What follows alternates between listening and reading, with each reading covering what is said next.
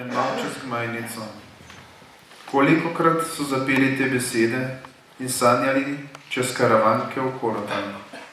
V dve coni je bila takrat razdeljena slovenska Koroška. Dvakrat naj bi šli na plebiscit. Če bi dobili prvega, bi šli še drugič. Tako, da ne bi bilo naše ne le ozemlje južno od Drave, temveč tudi Celovec in samo Gosposvetsko polje, zibelka slovenske zgodovine. Vsi Slovenci so tedaj trpeli za Koroško. Študentovski izleti so vodili tja mladino. Tudi Hladnikov razred je šel na izlet do Podrožce in nato peš tja do Vrbskega jezera. Polna doživeti je bila njihova pot skozi Vetrinje, sloviti samostan, ki je bil 30 let pozneje prizorišče slovenske tragedije, nato na jezero. Bili so navdušeni in je pesem odmevala na vse kraje. So zapeli tudi Dokče nama Miloša junaka, dokče nama oblič Miloša.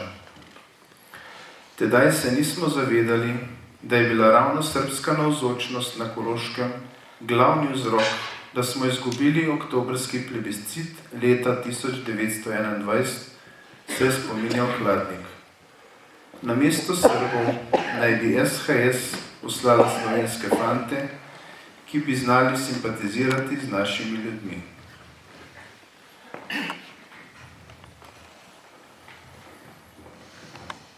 Tam, kjer teče bistra Zina, se po dolinah lepo zliva, kjer mi zibka tekla je, tega kraja jaz povabim ne. Hojla drija, dija, dija, hojla drom. Hojla drija, dija, dija, hojla drom. Hojla drija, dija, dija, hojla drom. Hojla drija, hojla drom.